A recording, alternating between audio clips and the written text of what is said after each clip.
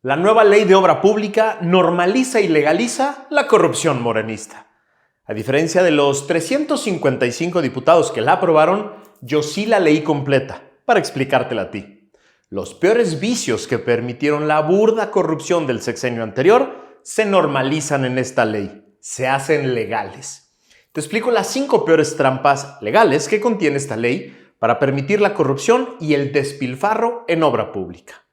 ¿Qué opinan de esta ley las organizaciones empresariales? ¿Qué opina la CEMIC? ¿La van a dejar pasar así nomás sin decir nada? De eso se trata el episodio 316 de hoy de Factor Kaiser. Te pido como siempre que lo veas con mucha atención. Es un tema fundamental que vale cientos de miles de millones de pesos de tu dinero. Te pido que lo copies el link que está aquí abajo y lo pongas en todas tus redes y chats y lo compartas por todos lados para que esta comunidad de personas como tú y como yo que queremos ser factor de cambio crezca y crezca todos los días para un día, juntos, recuperar la República. Acompáñame a ver el episodio de hoy.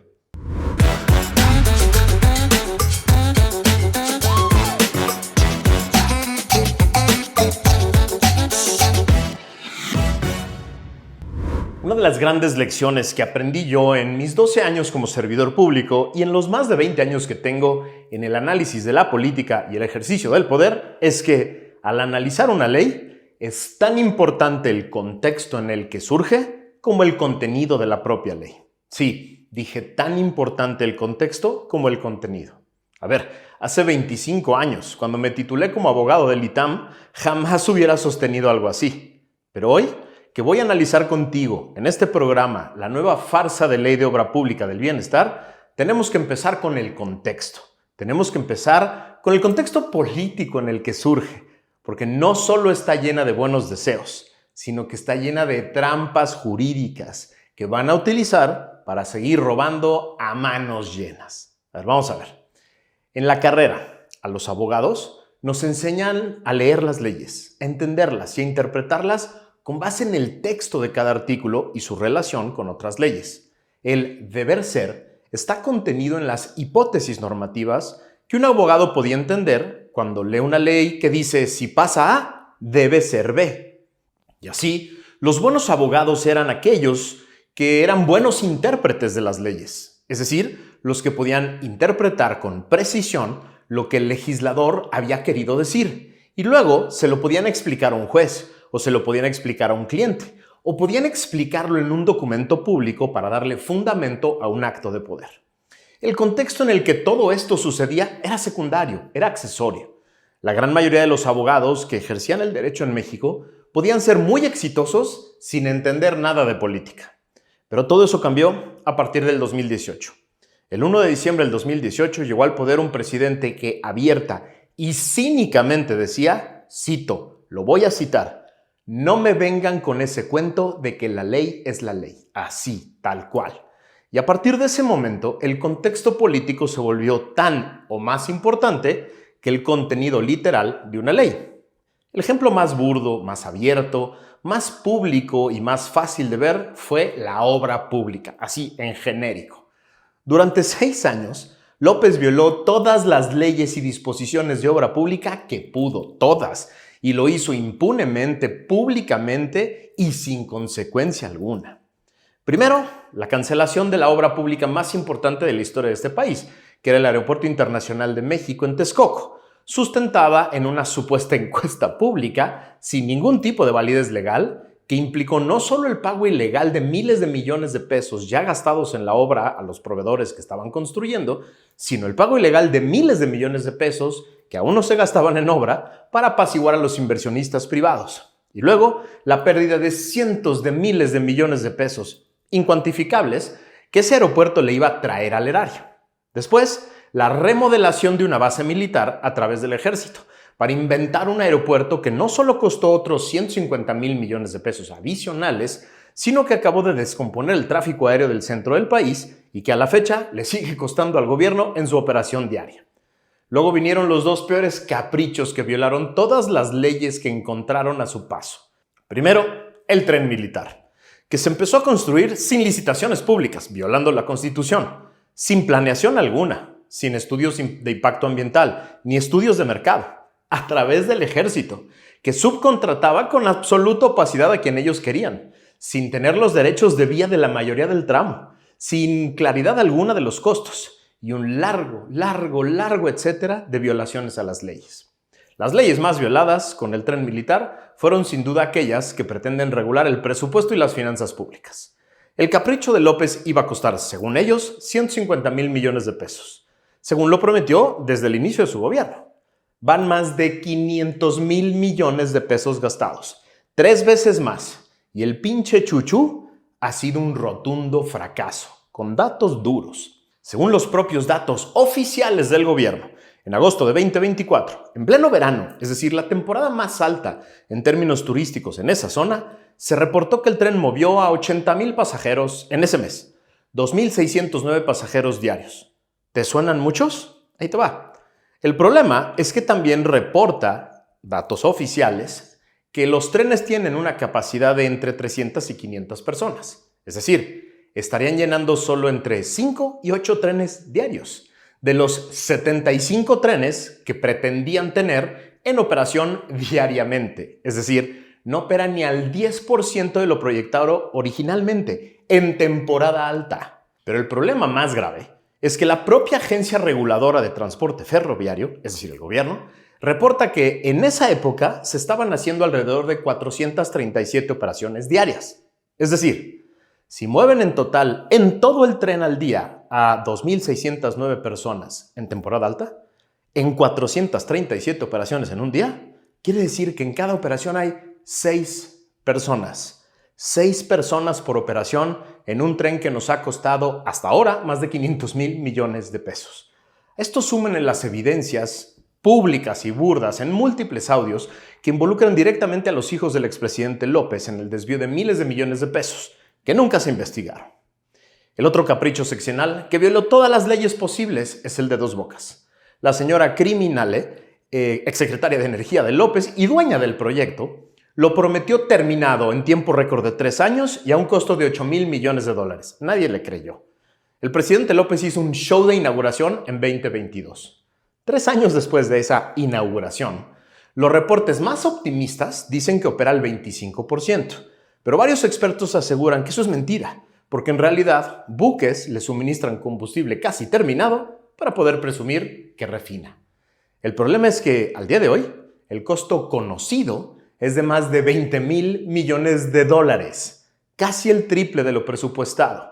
Ya hemos platicado aquí de todos los reportes e investigaciones periodísticas de organizaciones como Mexicanos contra la Corrupción que señalan gravísimos casos de corrupción en Dos Bocas, en una obra que se llevó a cabo con puras adjudicaciones directas y simulaciones de invitaciones restringidas, que se reportaron como licitaciones, que obvio no eran licitaciones.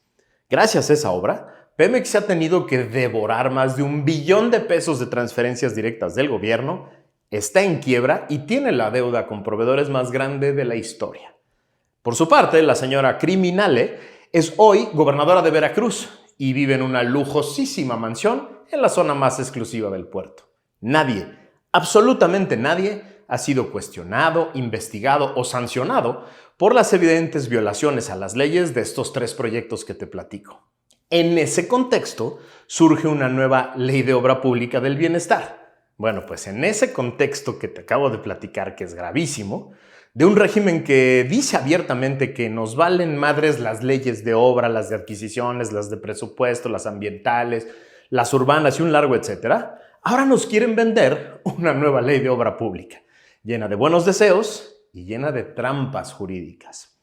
Ni siquiera entiendo para qué chingados creen que se necesita una nueva ley con miles de cambios, si no las cumplen, si de todos modos hacen lo que quieren y nadie paga las consecuencias. A diferencia de los 355 diputados que aprobaron ayer esta ley, yo sí leí las 172 páginas del dictamen que les obligaron a ellos a aprobar para yo poderte explicar lo más grave e importante de esta ley. Dato curioso. Esos señores de naranja que se dicen de oposición le dieron 24 votos de Movimiento Ciudadano a este nuevo permiso para robarse nuestros recursos. Y luego piden que los veamos como oposición. En fin, vamos de regreso a la ley. Voy a obviar la verborrea de la exposición de motivos que pretende venderla como una ley para promover la transparencia, la eficacia y la rendición de cuentas. Nadie les cree, ni ellos. El idiota que redactó esa exposición de motivos seguro se quedó sin lengua de mordérsela tantas veces. Hay 5 trampas muy graves en la ley que te voy a explicar una por una. La primera, y quizá la más grave para el contexto y los antecedentes que te acabo de platicar, se hace presente desde el artículo primero quater. Dice, cito la ley, tratándose de obras o servicios relacionados con las mismas que deriven de programas prioritarios o proyectos estratégicos que ejecute la Fuerza Armada Permanente en términos de los convenios de colaboración que se celebren entre entes públicos, no les resultará aplicable la presente ley. ¡Ah, qué chingones! Adivina quién declara cuáles son los programas prioritarios o proyectos estratégicos. La presidenta CONA. Y así, el constructor consentido del obradorato, el ejército, puede construir lo que quiera, como quiera, sin tener siquiera que simular que cumple con la ley de obra nueva. Ni la pinche burla, perdonan, de verdad. La militarización legalizada en la obra pública. La segunda trampa está en el artículo 8. La señora Buenrostro, la mano derecha de López y quizás su más fiel empleada, que dirige la Secretaría Anticorrupción, será juez y parte en la materia. Es la encargada de establecer y conducir la política de obra pública. Es la encargada de interpretar la ley de obra pública. Es la encargada de emitir los reglamentos y normas administrativas. Es la encargada de definir las excepciones. Y es la encargada de vigilar, investigar y sancionar su cumplimiento. Es decir, la mano derecha de López, su fiel escudera, su empleada más leal. Es ahora juez, parte, policía, ministerio público y todo lo que se te ocurra en medio que define el concepto de conflicto de interés. Ella sería la encargada de revisar y sancionar todas las ilegalidades que surgieron en esta materia en el sexenio anterior. Ella, que es la casi tía de los Juniors López. La tercera trampa está en el artículo 24, que dice primero que las dependencias y entidades solo pueden realizar obras cuando tengan suficiencia presupuestal. Pero en el párrafo siguiente, completamente nuevo, dice, cito, en casos excepcionales, Hacienda podrá autorizar a las dependencias o entidades que convoquen o inicien los procedimientos de contratación sin contar con la suficiencia presupuestaria a la que se refiere el párrafo anterior. Es decir, se trata de la legalización del desastre presupuestal provocado por los caprichos de López. No hay pedo que no tengas dinero. Si la señora quiere una obra, si ya la prometió, puedes empezar, aunque no tengas lana. Ya vemos después de dónde la sacamos. El desmadre legalizado que se viene en materia presupuestal será épico. La cuarta trampa es la más burda de todas y está en el artículo 42, que es el que da permiso a no hacer licitaciones y adjudicar de manera directa, oscura, sin hacer concurso público. Otra vez, el contexto cuenta. Mexicanos contra la Corrupción documentó a lo largo de todo el sexenio de López que 9 de cada 10 contratos se adjudicaron de manera directa o con la farsa de la invitación restringida, conocida como invitación a cuando menos 3. Desde el sexenio de Peña, la farsa de la invitación a cuando menos 3 personas se ha querido vender como una especie de licitación o como un equivalente a una licitación. No lo es.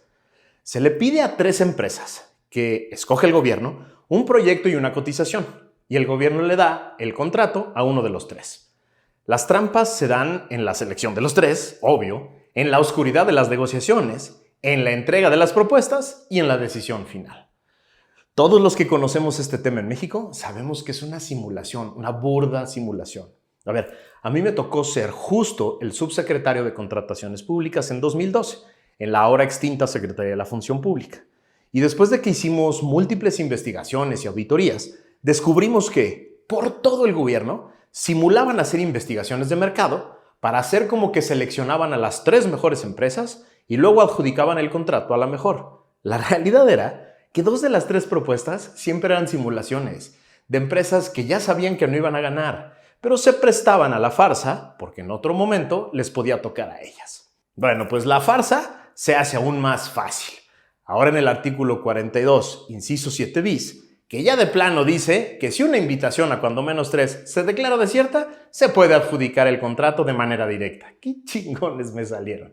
Así, la dependencia convoca una invitación a cuando menos 3, nadie va, nadie acude, se declara desierta y ahora la empresa, que siempre fue la buena, puede ser adjudicada sin ningún problema de manera directa.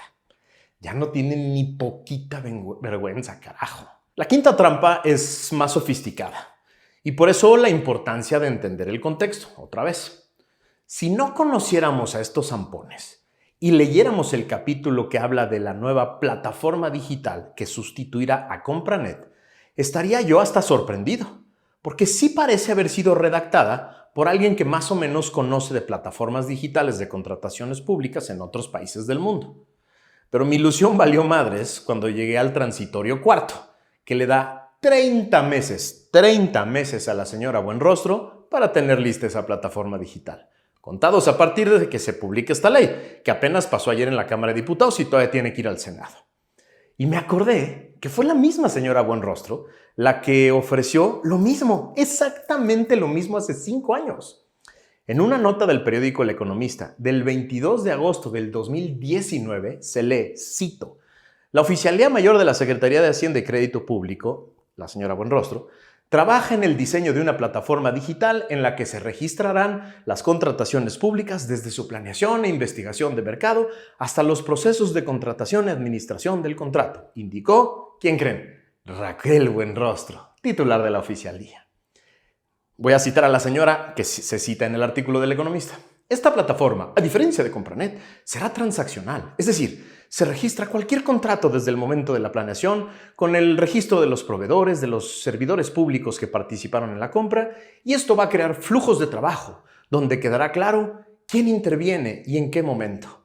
Dijo durante la firma Buenrostro que se hizo en un evento en el que estaba la infame y olvidada Irmerendira Sandoval, que era la secretaria de Función Pública en ese entonces. La plataforma nunca llegó, nunca se hizo, nunca operó.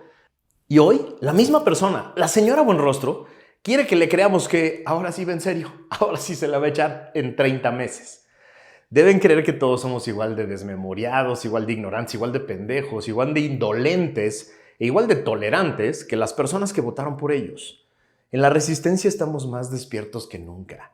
Y no vamos a permitir que engaños como este se queden sin ser por lo menos expuestos, para que todo el mundo los entienda. A ver, sé que es muy frustrante para ti, también lo es para mí, no poder hoy detener esta ley. Va a pasar así, tal cual, como viene.